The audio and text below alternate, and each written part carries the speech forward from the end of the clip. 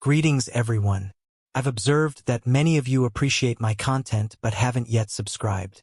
Subscribing is completely free, it costs nothing.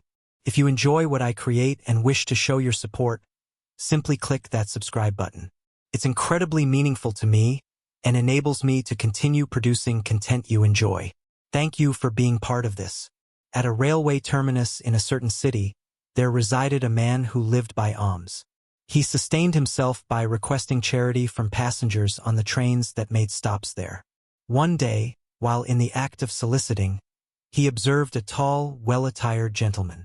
The almsman thought to himself, "This individual appears quite wealthy.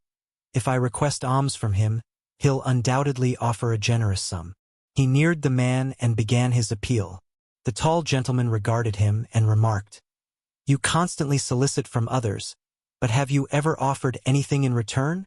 The almsman responded, "Sir, I am merely a pauper. I always ask because I possess nothing to offer. How could I possibly give anything to anyone?" The tall man declared, "If you cannot give, then you have no entitlement to ask.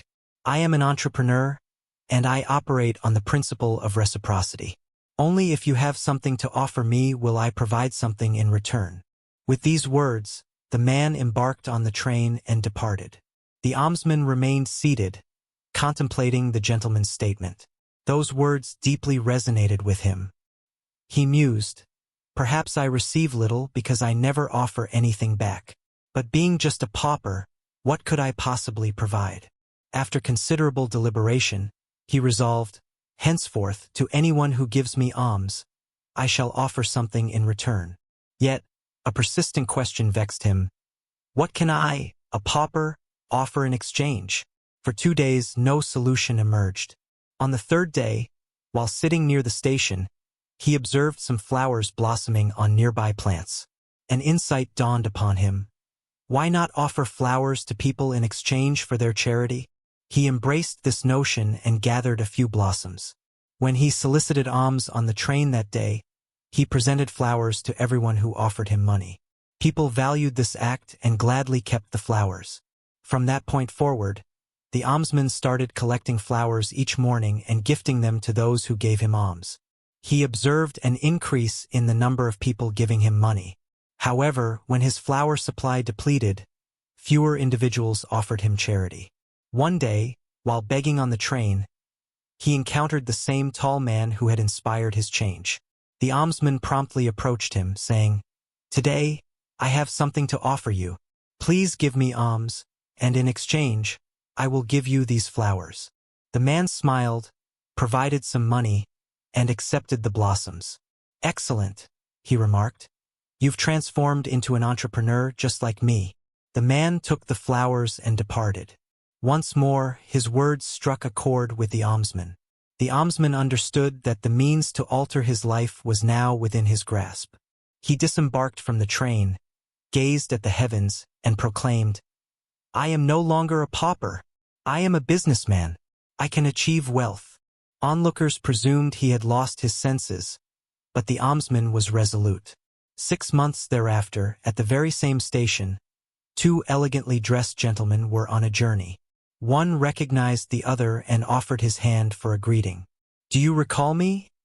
the first man inquired.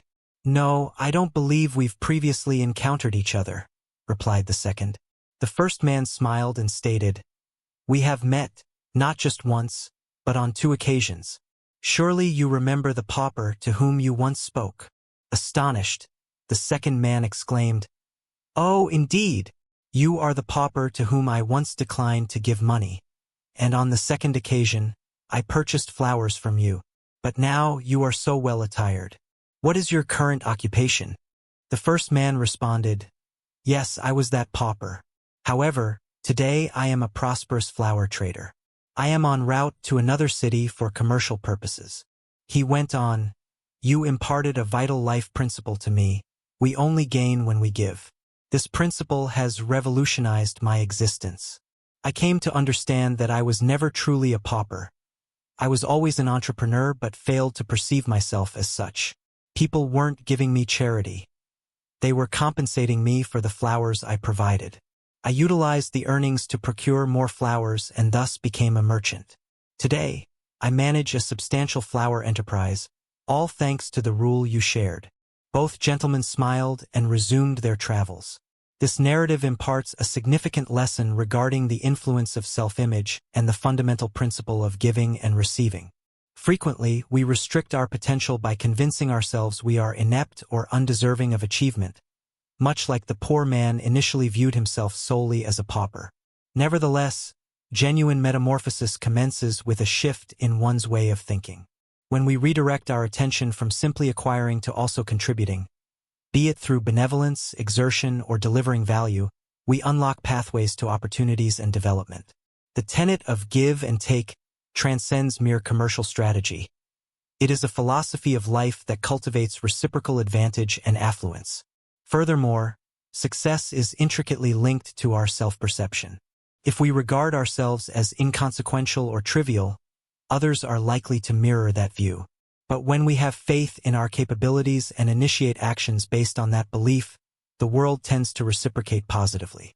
His transformation from a pauper to a thriving entrepreneur serves as a reminder that no aspiration is overly ambitious, and no predicament is entirely without hope, provided we venture to alter our thinking, act with courage, and trust in our capacity to transcend our conditions.